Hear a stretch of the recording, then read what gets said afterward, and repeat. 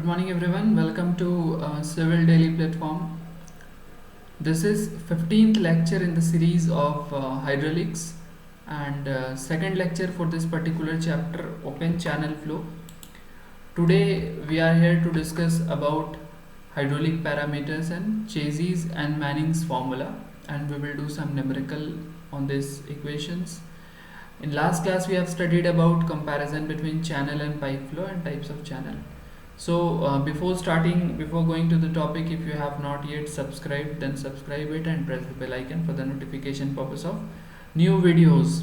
So now we will start with this hydraulic parameters first. तो सबसे पहले हम लोग बात करने वाले हैं आज हाइड्रोलिक पैरामीटर्स के बारे में. ये हाइड्रोलिक पैरामीटर्स क्या होता है, इसको हम लोग वन बाय वन समझेंगे. Actually when we say something about parameters ना, तो आप पैरामीटर्स टर्म से क्या, किसी भी पर्टिकुलर चीज़ के पैरामीटर्स के बारे में अगर मैं बात करूं तो आप पैरामीटर्स टर्म से क्या समझते हो? A particular scale which is basically used to measure something, like आप किसी कोई एक पैरामीटर सेट कर देते हो और उस पैरामीटर से आप किसी चीज़ का मेजरमेंट लेते हो, किसी चीज़ की स्केलिंग करते हो, डेट इज़ पैरामीटर. सो अगर हम लोग hydraulic parameters in terms of open channel बात करेंगे तो हमारे पास ये 4 पैरामीटर्स हैं जिनको हम लोगों को पढ़ना है. So first is about depth, second is area, third is weighted perimeter and fourth is top width. तो ये चारों पॉइंट को हम लोगों को वन बाय वन समझना है और उसके बाद फिर हम लोग आगे बढ़ेंगे. Before that let me tell you one thing, that if we just want to discuss types of channel, then there are number of channels like Ogee channel, circular channel and different sections of channel basically we have. But in your syllabus there is only 2 types of channel, 2 cross sections what we have to study. First is rectangular and second is trapezoidal. So these parameters will also be discussed according to that rectangle and that trapezoidal channel. And one more thing, that we will do some derivation for the economical section of this particular rectangular and trapezoidal section also. So first of all you can see here that hydraulic radius can be given as area by weighted perimeter. It means you can write it by h by p, and hydraulic depth is given by area by top width. So this is the formula what you have to note down. आप क्या करोगे, ये चारों points में भी समझाने वाला हूँ और आप ये फॉर्मूला नोट डाउन कर लोगे. Hydraulic radius is equal to क्या होता है, जिसको हाइड्रोलिक मीन डेप्थ भी बोलते हैं. ये होता है आपको एरिया बाय वेटेड पैरामीटर, यानी कि हम लोग हाइड्रोलिक मीन डेप्थ को m से दिखाते हैं और we can write down m is equal to क्या होता है, एरिया बाय पेरीमीटर होता है. ओके. और अगर मैं बात करूं हाइड्रोलिक डेप्थ के बारे में, d के बारे में, तो d इज इक्वल टू क्या हो जाता है, area bye top width. Okay. तो ये काम आने वाला है हम लोगों को आगे, तो आपको इसको ध्यान में रखना है. तो यहाँ पे हम लोग बेसिकली इसी पैरामीटर्स के बारे में 2 अलग अलग सेक्शंस के बारे में बात करने वाले हैं.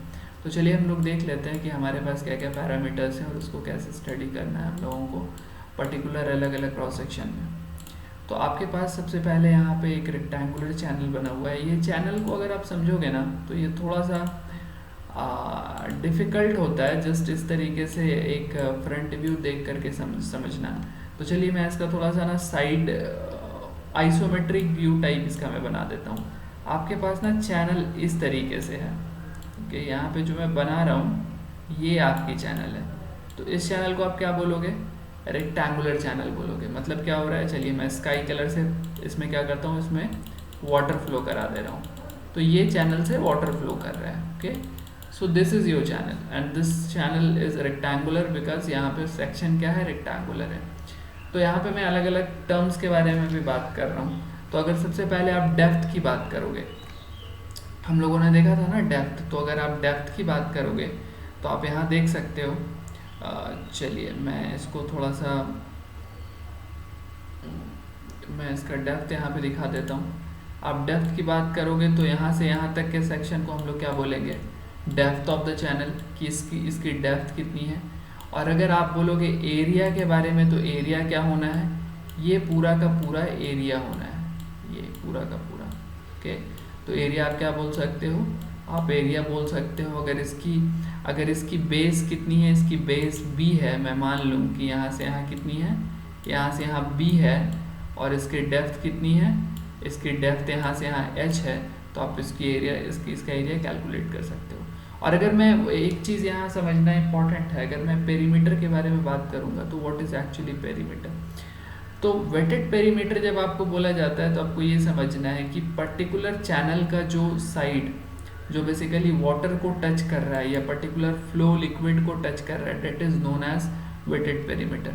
तो यहाँ पे ये ओपन चैनल है, इसके ऊपर से पानी फ्लो कर रहा है, तो यहाँ पे आप देखोगे कि यही वाला पोर्शन जो है ये वाटर के टच में है ना। तो पेरीमीटर अगर आपको बोला जाएगा तो क्या करोगे आप, ये साइड और ये साइड को ऐड कर दोगे तो आपको पेरीमीटर मिल जाएगा। तो ये एक बेसिक आइडिया हो गया चैनल के बारे में। हमने क्या किया, बेसिक चीज़ों को डिस्कस कर लिया। अब आप एक बार डायग्राम में देख सकते हो, तो इससे आपको बहुत सारी चीज़ें क्लियर हो जाएंगी। चलिए, तो सबसे पहले हमने बात किया, पहले बात यहाँ पे हम लोगों ने किया कि आपको क्या क्या पढ़ना होता है। आपको डेप्थ पढ़ना होता है, एरिया, वेटेड एरिया और टॉप विड्थ, ये सब कैलकुलेशन करना होता है। और जब हम लोग आगे भी जाएंगे तो हम लोग न्यूमेरिकल में इसका कैलकुलेशन करेंगे। तो आप यहाँ पे देख सकते हो कि आपके यहाँ पे डेप्थ कितनी है, आपके यहाँ पे डेप्थ h है। और अगर आप बात करोगे एरिया के बारे में तो आपकी एरिया कितनी है, h इंटू बी है। अगर आप बात करोगे वेटेड पेरीमीटर के बारे में तो वेटेड पेरीमीटर कितनी है, वेटेड पेरीमीटर आप बोल सकते हो कि आपका वेटेड पेरीमीटर यहाँ से यहाँ प्लस यहाँ से यहाँ प्लस यहाँ से यहाँ के बराबर है। क्योंकि ये तो ओपन है ना, ये तो ओपन टू एटमॉस्फेयर है ना, तो यहाँ पे आपकी वेटेड पेरीमीटर आप बोल सकते हो कि b+2h है। मैंने यहाँ पे लिखा भी है b+2h। चलिए, इसके बाद अगर आप बात करोगे कि आपके पास यहाँ पे,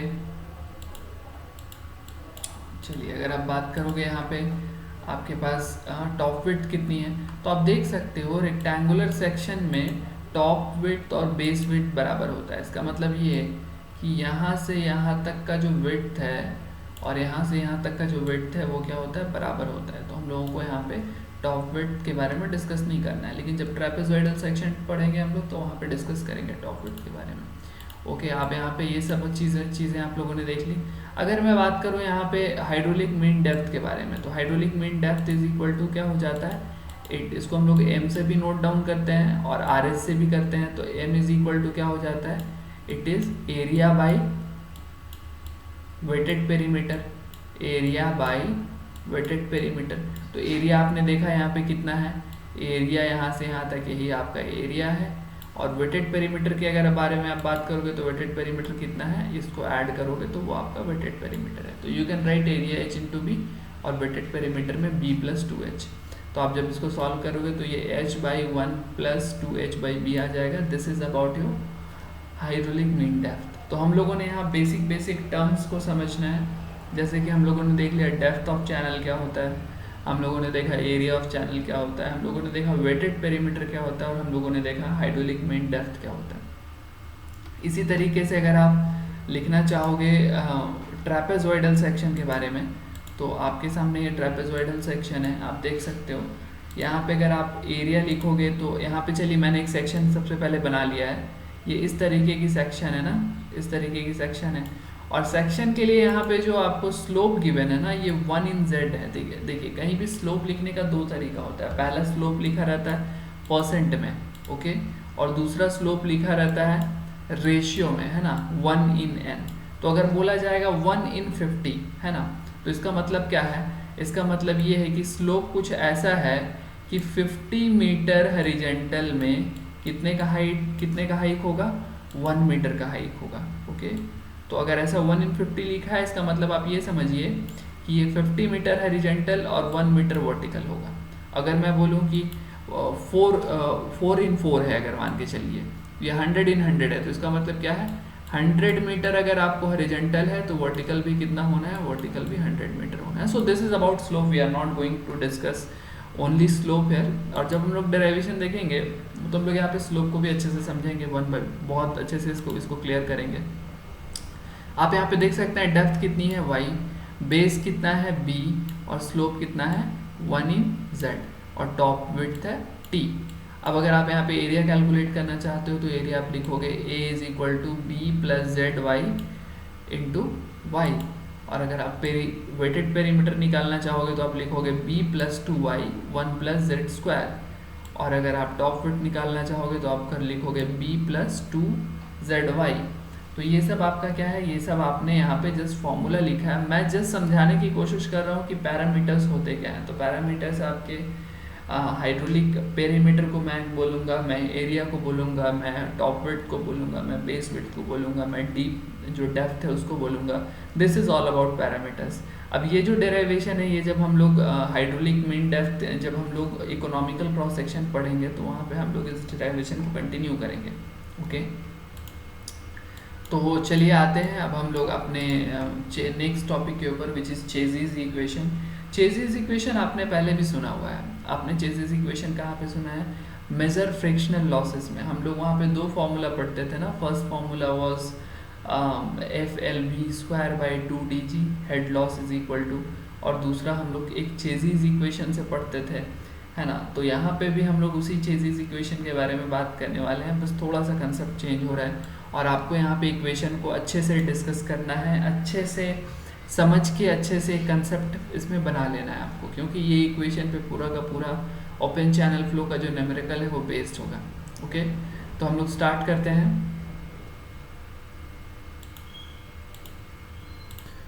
हम लोगों ने जब पाइप फ्लो पढ़ा था तो वहाँ पे हम लोगों ने डिस्कस किया था कि डिस्चार्ज के लिए हम लोगों को आइडिया कहाँ से मिलता है? डिस्चार्ज आइडिया हम लोगों को मिलता है कंटिन्यूटी इक्वेशन से। वहाँ पे हम लोगों ने मास कंजर्वेशन सिस्टम से क्या पढ़ा था? Area into velocity is equal to area into velocity. मतलब यहाँ पे अलग अलग क्रॉस सेक्शन की बात हो रही है, ये हम लोगों ने पढ़ा था वहाँ पे पाइप फ्लो में। लेकिन जब हम लोग कैलकुलेट करना चाहते हैं डिस्चार्ज को अपने ओपन चैनल फ्लो में, तो हम लोगों को किस इक्वेशन की ज़रूरत होती है? हम लोगों को ये चेज़िज़ इक्वेशन की ज़रूरत होती है। तो चेज़िज़ इक्वेशन को डिराइव करने के लिए मैं जो डायग्राम है पहले वो आपको वो समझा दे रहा हूँ, फिर उसके बाद जो हम लोग आगे बढ़ेंगे। ओके, तो आप डायग्राम में यहाँ पे देख सकते हो, डायग्राम आपके स्क्रीन पे है कि यहाँ पे मैंने एक डाटम लाइन कंसिडर किया है सबसे पहले। ओके, और यहाँ पे मैंने दूसरा एक वर्टिकल लाइन कंसिडर किया है, और यहाँ पे मैंने एक वर्टिकल लाइन कंसिडर किया है, और इसके पास आप देख सकते हो कि यहाँ पे मैंने एक स्लोप कंसिडर किया है। ये स्लोप कितने का है? ये आई एंगल का स्लोप है। आई एंगल, यहाँ पे थीटा का वैल्यू कितना है? आई, और आई का स्लोप है। तो इस तरीके का एक स्लोप मैंने कंसिडर कर लिया। और ये जो चैनल है ना, ये आप बोलोगे एक्चुअली यहाँ जो चैनल का जो दिख रहा है वो आपको फ्रंट व्यू दिख रहा है। ये चैनल इस तरीके से है, जैसा कि आप देख सकते हो, ये इस तरीके का चैनल है, जैसे कि जनरली होता है चैनल, इस तरीके का चैनल है, और इसमें लिक्विड फ्लो कर रहा है। तो खैर मैं उस तरीके से नहीं बनाया, मैं जस्ट उसका फ्रंट व्यू दिखा रहा हूँ। और आपको यहाँ से चैनल से एक चीज़ का आइडिया होगा कि यहाँ पे डेप्थ इक्वल है, यहाँ पे भी डेप्थ डी है और यहाँ पे भी डेप्थ कितनी है? डी है। तो हमने क्या किया? हमने एक चैनल बना लिया, और चैनल बनाने के बाद तो हमने क्या किया है, हमने एक डायग्राम बना लिया। डायग्राम में आप देख सकते हो कि एंगल आई है, यहाँ पे डी डेप्थ है, और एल दोनों क्रॉस सेक्शन के बीच का जो डिस्टेंस है वो कितना है? एल है। ओके, तो ये मैंने डायग्राम यहाँ पे बना लिया, और इस डायग्राम के थ्रू हम लोग डिराइव करने वाले हैं चेज़िज़ इक्वेशन को। तो चलिए मैं कुछ जो चीज़ यहाँ पे मैंने अज्यूम किया है मैं उसको थोड़ा एक्सप्लेन कर लेता हूँ। क्या लिखा हुआ है? Consider uniform flow of water in a channel as shown in figure. तो क्या करना है? यूनिफॉर्म फ्लो कंसिडर करना है। Okay, as the rate of flow is uniform it means velocity and depth of flow and area will be constant. जैसा कि uniform flow है, तो यूनिफॉर्म फ्लो की कंडीशन में क्या होगा? एक्चुअली आपने अभी यूनिफॉर्म फ्लो और rapid varying flow, gradually varying flow, ये सब आप लोगों ने नहीं पढ़ा है, लेकिन ये एक्चुअली आपने डायनेमिक्स ऑफ फ्लूइड में पढ़ा होगा। और जब हम लोग काइनेमेटिक्स ऑफ फ्लूइड पढ़ेंगे तो वहाँ पे हम लोग इसको फिर से डिस्कस कर लेंगे, actually what is uniform flow. अगर आप जनरल लैंग्वेज में समझना चाहो यूनिफॉर्म फ्लो, तो आप ऐसा समझ लो कि बहुत आसान सा सीधा सा फ्लो ना, जो ज़्यादा बदमाशी नहीं करता, इधर उधर नहीं जाता है, स्ट्रेट लाइन पे फ्लो करता है। और आप ऐसा समझ लो कि उस तरीके के फ्लो को हम लोग यूनिफॉर्म फ्लो बोलेंगे जहाँ पे वेलोसिटी चेंज नहीं हो रही है, डेप्थ चेंज नहीं हो रही है। इसका मतलब क्या? एक ही डेप्थ में फ्लो हो रहा है। तो यहाँ पे आप देख सकते हो डेप्थ कांस्टेंट है, वेलोसिटी कांस्टेंट है। तो जब मैं यहाँ पे क्या करता हूँ ना, एक चैनल कंसिडर कर लिया जहाँ पे डेप्थ क्या है? सब कुछ यूनिफॉर्म है ना। तो अब यहाँ पे मैं क्या मानता हूँ कि लेंथ एल है, क्रॉस सेक्शनल एरिया ए है। अब आप बोलोगे सर यहाँ तो कोई क्रॉस सेक्शनल एरिया दिख नहीं रहा है। तो चलिए अगर मैं इस तरीके से चैनल बनाता, शायद 3D चैनल, अगर मैं आपको थोड़ा 3D डायग्राम बनाने की कोशिश करता, तो यहाँ पे एक एरिया बनता ना and this is cross sectional area A. और व्हाट अबाउट स्लोप, स्लोप की वैल्यू आई है और यहाँ पे मीन वेलोसिटी ऑफ फ्लो कितना है v है और वेटेड पेरीमीटर कितना है p है। वेटेड पेरीमीटर अभी हम लोगों ने डिस्कस किया है। और अगर आप f की बात करोगे तो ये इसका फ्रिक्शनल रेजिस्टेंस है। फ्रिक्शनल रेजिस्टेंस का मतलब कि बेड ऑफ स्लोप और वाटर के बीच में जो फ्रिक्शन काम करेगा डेट इज f, वो फ्रिक्शनल कांस्टेंट यहाँ पे जो है f है ना। तो अब हम लोग बात कर लेते हैं कि अगर हम लोग एक पर्टिकुलर कोई पॉइंट पे अगर हम लोग किसी पर्टिकुलर पॉइंट पे एनालाइज करें तो आप ये देखोगे कि एक पर्टिकुलर मास ऑफ फ्लूइड जो है उसका वेट कहाँ लग रहा है, डाउनवर्ड लग रहा है। डाउनवर्ड मतलब वर्टिकल डाउनवर्ड, मतलब इस वाले प्लेन के साथ डाउनवर्ड। और ये अगर आप यहाँ से अगर एंगल पे ड्रॉ करोगे, मतलब इस पर्टिकुलर चैनल के परपेंडिकुलर अगर आप ड्रॉ करते हो तो आपको यहाँ एंगल का वैल्यू कितना मिल जाता है, आई मिल जाता है। ध्यान से समझना, यहाँ पे मैं बोल रहा हूँ कि इस चैनल में कोई भी एक मास का पैकेट या कोई भी एक छोटा मास का यूनिट वो डाउनवर्ड वर्क करेगा W।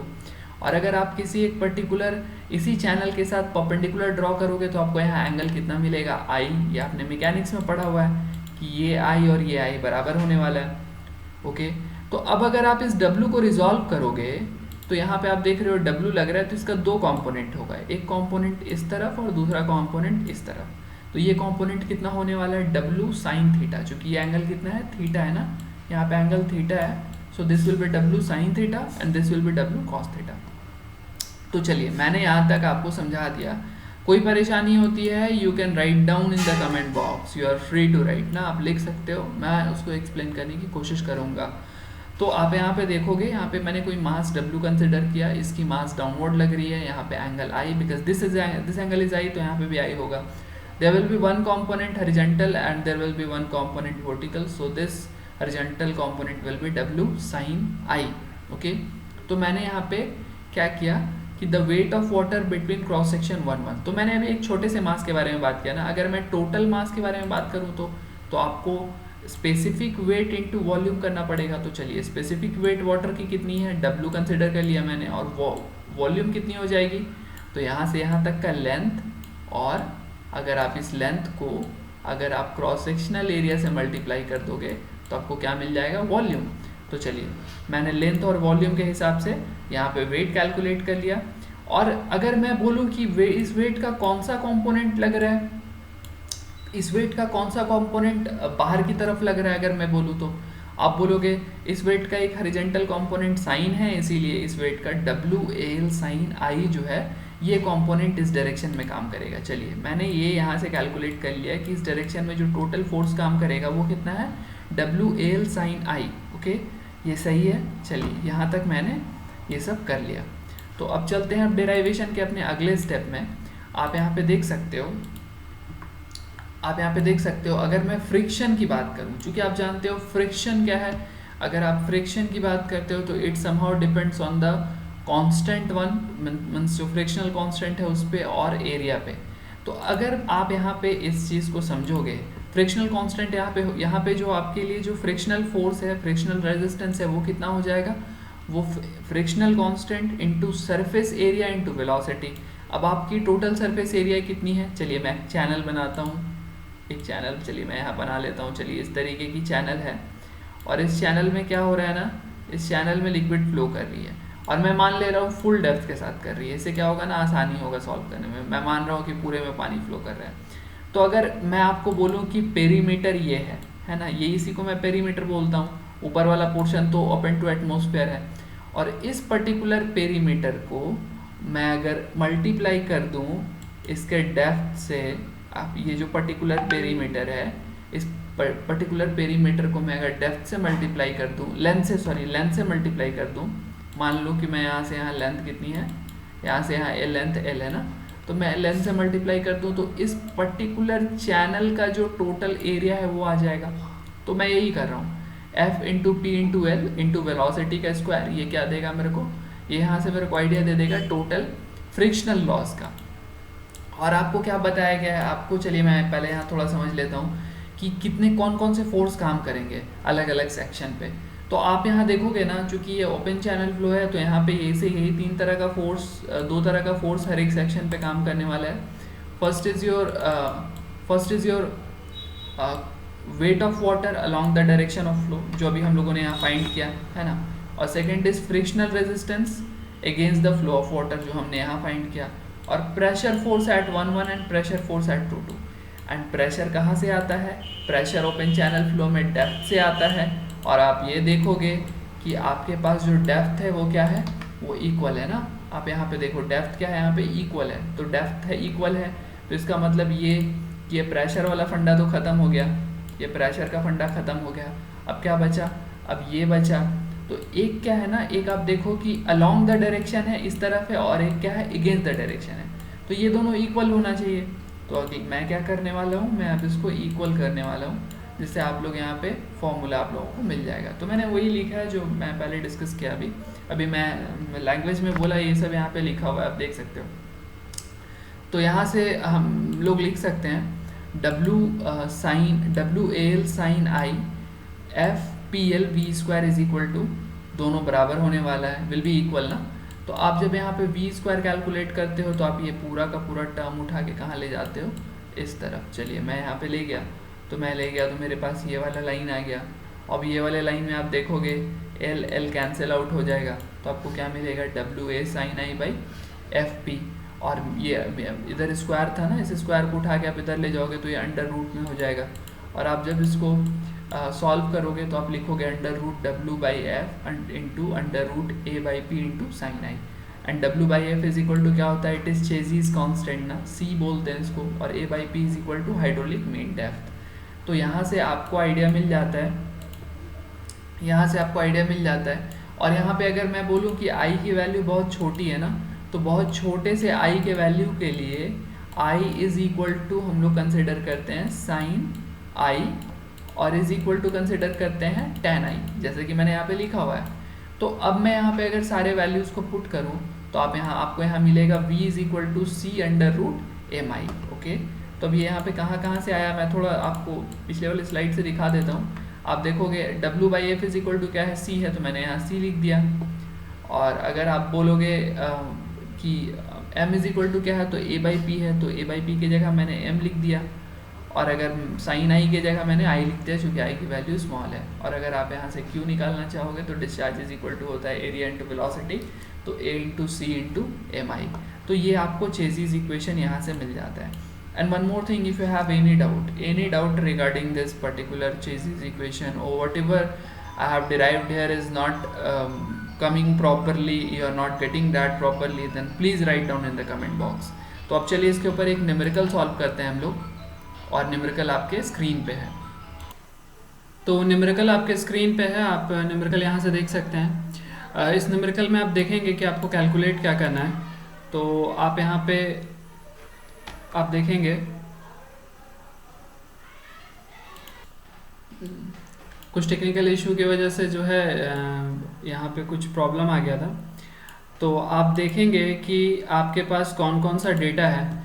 तो सबसे पहले आपको क्या बताया गया है कि सेक्शन कैसा है, ट्रेपेजॉइडल सेक्शन है, ट्रेपेजॉइडल शेप का है। और इसके बाद क्या बताया गया है, बेड की विड्थ कितनी है 6 मीटर, और डेप्थ ऑफ वाटर कितना है 3 मीटर, ये मालूम है। इसके बाद 3 हॉरिजॉन्टल टू 4 वर्टिकल, इसका मतलब कि स्लोप रेशियो कितना है 3/4। तो आपको ये सारा कुछ मालूम चल गया कि 3/4 जो साइड स्लोप का रेशियो है वो ट्रेपेजॉइडल शेप के लिए दिया हुआ है।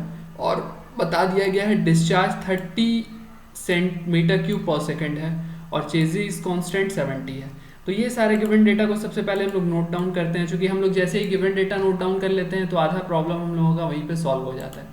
तो आप यहाँ पे गिवन डेटा को नोट डाउन कर सकते हैं। चलिए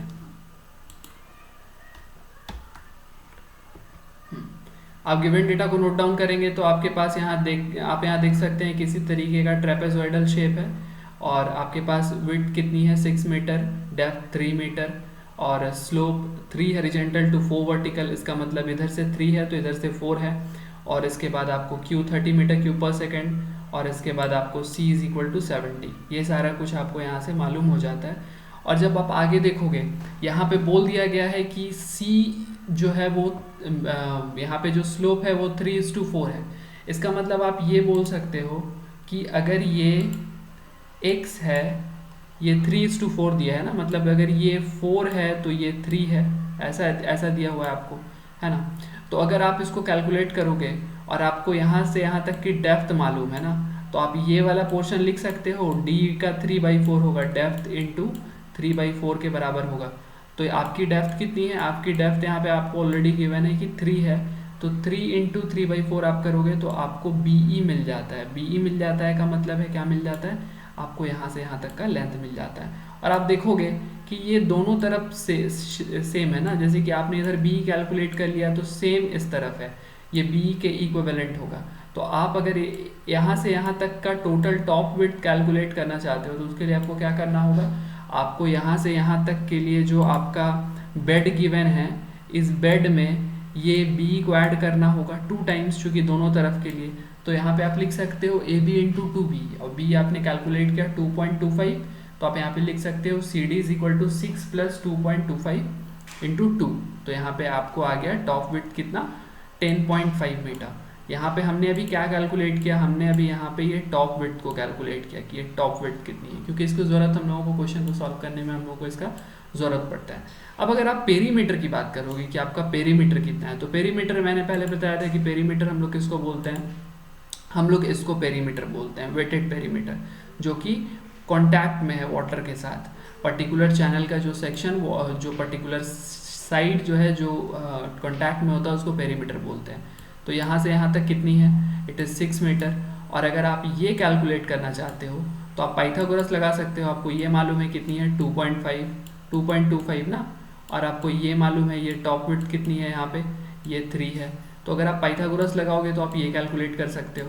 तो चलिए हमने क्या किया, हमने पाइथागोरस लगा के पोर्शन को कैलकुलेट कर लिया, ये आता है 3.375। इसका मतलब यहाँ से यहाँ तक कितना है, ये 3.375 है, और ये दोनों तरफ है, इसीलिए हम लोग क्या करेंगे 3.375 इंटू 2, और प्लस में क्या करना है, प्लस में आपको ये बॉटम वाले पोर्शन को ऐड करना है। तो क्या आ गया आपका, आपका आ गया वेटेड पेरीमीटर। तो जब आप इसको लिखोगे AB plus BC plus AD, या फिर इसको हम लिख सकते हैं AB प्लस 2BC, मतलब यहाँ से यहाँ तक BC है, तो ये दोनों एक जैसा है ना, इक्विवेलेंट है, तो हम लोग एक दूसरे के इक्विवेलेंट है, तो हम लोग इसको एक साथ लिख सकते हैं। So we can write 6 plus 2 into 3.75, तो ये आपको आ गया 13.5 मीटर। तो ये हमने क्या कैलकुलेट किया, हमने वेटेड पेरीमीटर और एरिया कैलकुलेट कर लिया। और आप जानते हो कि आपको किसी भी ट्रेपेजॉइडल सेक्शन के लिए जो उसका जो टोटल एरिया होता है, क्रॉस सेक्शनल एरिया, उसके लिए क्या फॉर्मूला है, 1/2 into AB plus CD into CE, यानी कि डेप्थ। अब आप देखोगे कि आपके पास यहाँ पे AB कितनी है, AB आपको 6 मीटर है, और आपने CD कैलकुलेट किया 10.5, तो आप लिख सकते हो 1/2 6 प्लस 10.5 इंटू डेप्थ कितनी है 3, तो आप यहाँ पे 3 लिखोगे तो आपको यहाँ पे 24.75 मीटर स्क्वायर आपको एरिया आ गया। अब ये hydraulic mean depth is equal to क्या होता है, एरिया बाई पेरीमीटर। तो आपने एरिया यहाँ से कैलकुलेट किया है और पेरीमीटर आपने पहले कैलकुलेट किया हुआ है, तो एरिया बाई पेरीमीटर से हम लोग क्या कैलकुलेट कर सकते हैं, हम लोग एरिया को यहाँ पुट कर दिए और पेरीमीटर हमने कैलकुलेट किया हुआ था, पेरीमीटर को हमने पुट कर दिया, तो यहाँ पे आ गया हाइड्रोलिक मीन डेप्थ। और टोटल डिस्चार्ज निकालने के लिए फॉर्मूला क्या है, Q is equal to ACMI। तो Q आपको ऑलरेडी गिवन था क्वेश्चन में 30, एरिया आपने कैलकुलेट कर लिया, आपने C की वैल्यू आपको मालूम है, आपने M कैलकुलेट कर लिया, आपको I निकालना है, I का मतलब स्लोप निकालना है। तो आप यहाँ से जब I कैलकुलेट करोगे तो ये 1/6133 आएगा, यानी 1 in 6133 मीटर। So this is the value of slope what we have obtained here. तो आपने यहाँ पे चेज़ीज़ इक्वेशन से एक न्यूमेरिकल सॉल्व किया, चेज़ीज़ इक्वेशन का डेरिवेशन किया, इसके बाद हम लोगों ने कुछ पैरामीटर्स को डिस्कस किया। और अगर हम लोग अभी ट्रेपेजॉइडल सेक्शन की बात करें तो हम लोग जब इकोनॉमिकल सेक्शन की डिज़ाइन करेंगे, इकोनॉमिक सेक्शन की, तो वहाँ पे हम लोग ट्रेपेजॉइडल में ये एरिया कैसे कैलकुलेट करते हैं, ये पेरीमीटर कैसे कैलकुलेट करते हैं, this things can be seen there. अब अगर आप बात करें मैनिंग्स फार्मूला के बारे में, तो मैनिंग्स फार्मूला में आपको जो वैल्यू है वो कुछ भी चेंज नहीं होता, आपको कुछ ज़्यादा याद नहीं रखना, आपको ये याद रखना है कि C इज इक्वल टू क्या होता है 1/n m⁻⁴, जहाँ पे n क्या है मैनिंग्स कांस्टेंट और m क्या है हाइड्रोलिक मीन डेप्थ। अब आपको मालूम है डिस्चार्ज इज इक्वल टू क्या होता है ACMI, AC under root MI ना, A को A रहने दो, और आप जब C के जगह में आप ये वाला c का वैल्यू पुट करते हो यानी 1/n m⁻1/6 और यहाँ पे अंडर रूट को अलग अलग कर देते हो यानी m⁻½ और i⁻½ करते हो, तो आपको यहाँ पे ये इक्वेशन मिल जाता है 1/q a 1/n m⁻2/3 into i⁻½ तो आप जब बात करोगे तो आपको सिर्फ डेराइवेशन की किसके लिए करनी है, आपको डेराइवेशन करनी है चेजीज के लिए और माइनिंग्स के लिए सी की वैल्यू चेंज होती है। तो आप ये सारी चीज़ों जो है यहाँ पे जो चीज़ें आपने देखी उसको आपको नोट डाउन करना है। और अभी मैं इसके ऊपर एक न्यूमेरिकल देखता हूँ और इससे हम लोगों को आइडिया हो जाएगा कि इस पे क्वेश्चंस कैसे पूछे जा सकते हैं। तो चलिए मैं यहाँ पे ये आपके सामने क्वेश्चन और सॉल्यूशन दोनों हैं, तो मैं थोड़ा यहाँ पे आपको मार्क कर देता हूँ। क्वेश्चन में क्या क्या गिवन है, बोला गया find the discharge from a rectangular channel. Channel कैसा है, इस तरीके का रेक्टेंगुलर चैनल है। ओके, बोला गया विड्थ कितना है इसका 2 मीटर, मतलब यहाँ पे कितना है 2, और इसके लिए बेड स्लोप कितना है, बेड स्लोप यानी कि आई की वैल्यू आपको गिवन है ना 4/8000, आई इज इक्वल टू कितना है 4/8000, और यहाँ पे आपको डेप्थ कितना दिया हुआ है 1.5, मतलब यहाँ पे ये वैल्यू कितनी है 1.5। तो ये सारे डेटा आपको यहाँ से मिल गए। एन की वैल्यू कितनी है 0.012, तो ये सब आपको यहाँ से मालूम हो गया। अब हम लोग क्या करते हैं कि गिवन डेटा को नोट डाउन कर लेते हैं। तो जब आप गिवन डेटा को नोट डाउन करोगे तो आप यहाँ देख सकते हो कि मैंने बी लिख लिया 2 मीटर, डी लिख लिया 1.5, एरिया मैं निकाल सकता हूँ रेक्टेंगुलर है तो b इंटू डी यानी कि 3 मीटर स्क्वायर। और अगर आप यहाँ पे पेरीमीटर निकालोगे तो क्या होता है, पेरीमीटर ऑब्वियसली यही तो पेरीमीटर है ना जिसमें से वाटर फ्लो कर रहा था, यानी यहाँ से यहाँ तक, यहाँ से यहाँ तक और यहाँ से यहाँ तक। तो बेड एक बार और डेप्थ 2 बार, यानी b प्लस 2d यानी 2 प्लस 1.5 प्लस 1.5 यानी कि ये आ गया 5 मीटर। तो मैंने एरिया, पेरीमीटर, डेप्थ ये सारे कुछ को नोट डाउन कर लिया। अब hydraulic mean depth is equal to क्या हो जाता है, it is area by perimeter. Area आपने यहाँ कैलकुलेट किया हुआ है 3 मीटर, है ना, आप देखोगे एरिया आपने कैलकुलेट किया 3 मीटर, तो एरिया की जगह मैंने 3 रख दिया और पेरीमीटर की जगह मैंने 5 रख दिया, तो आपको हाइड्रोलिक मीन डेप्थ कितनी आ गई 0.6। तो ये सारी चीज़ें हमने अभी तक कैलकुलेट कर ली। अब मैं आता हूँ अपने क्वेश्चन के ऊपर। आपको आई की वैल्यू गिवन है, आप देखोगे आई इज इक्वल टू कितनी गिवन है 4 in 8000, यानी कि 4/1000। आप जब इसको कट करोगे तो वैल्यू कितनी आ रही है 1/2000, और एन की वैल्यू आपको गिवन है। अब आपको क्या करना है, आपके पास दो तरीके हैं, पहले आप सी कैलकुलेट कर लो। तो चलिए मैं यहाँ पे पहले सी कैलकुलेट कर लेता हूँ। आप देखोगे आपको सी कैलकुलेट करने के लिए क्या करना होता है 1/n m⁻1/6। तो आप यहाँ लिख सकते हो 1/0.012 इंटू 0.6⁻1/6। अब ये m की वैल्यू तो आपने यहाँ कैलकुलेट की हुई है ना, वहीं से मैंने रख दिया, तो यहाँ पे आ गया 76.54। ये c की वैल्यू आपको मिल गई। आप जब आप q निकालते हो तो ACMI आपको लिखना पड़ता है। एरिया आपने यहाँ कैलकुलेट किया अभी ऊपर में, कहाँ मेरा एरिया यहाँ है, तो मैं एरिया को यहाँ से रख दिया। आपने यहाँ पे c को कैलकुलेट किया, c को मैं यहाँ रख देता हूँ। m को आपने कैलकुलेट किया, m की वैल्यू कहाँ है, m की वैल्यू यहाँ है, तो चलिए मैं m को रख दिया। i आपको मालूम है गिवन था डेटा में 1/2000। आप जब इसको सॉल्व करते हो तो 3.977 मीटर क्यूब पर सेकेंड ये आपको टोटल डिस्चार्ज आ जाता है। This is all about chassis formula, Manning's formula. We have solved 2 different kinds of question. First is for trapezoidal section, second is for rectangular section. There are a number of questions given in any of the book, any of the reference book, what you generally solve for your exam purpose. And most importantly, you have to remember the formula what I have used, because if you will have idea about formula, you have solved number of numericals, then easily whatever questions will come in your exam, you can easily solve questions there. So this is all about today. हम लोगों ने आज सारी Manning's और chassis formula को देख लिया और इसके ऊपर 2 न्यूमेरिकल किया। इसके बाद हम लोगों ने डिस्कस किया आज डिफरेंट टाइप्स ऑफ पैरामीटर्स, और कल के क्लास में हम लोग करने वाले हैं अपने जो इकोनॉमिकल सेक्शन है। इकोनॉमिकल सेक्शन का मतलब होता है ऐसा सेक्शन जो कि मोस्ट इकोनॉमिक है। इकोनॉमिक आप किसे कहते हो, इकोनॉमिक आप उस सेक्शन को कहते हो जिस सेक्शन में आपको कम से कम जो खर्च हो उस कम से कम एक्सपेंसेस में आप ज़्यादा से ज़्यादा डिस्चार्ज ऑब्टेन कर सको। एक्सपेंसेस आता कैसे है, आप जानते हो एक्सपेंसेस कैसे आता है, आपके पास अगर आपको बड़ा चैनल बनाना होगा तो उस कंडीशन में एक्सपेंसेस ज़्यादा होंगे। In that case for a minimum given cross section, if we can have a good discharge or greater discharge, then that section will be known as economic section. तो कल हम लोग रेक्टेंगुलर इकोनॉमिक सेक्शन की बात करेंगे और trapezoidal economic section की बात करेंगे. आज के लिए इतना ही. Thank you so much.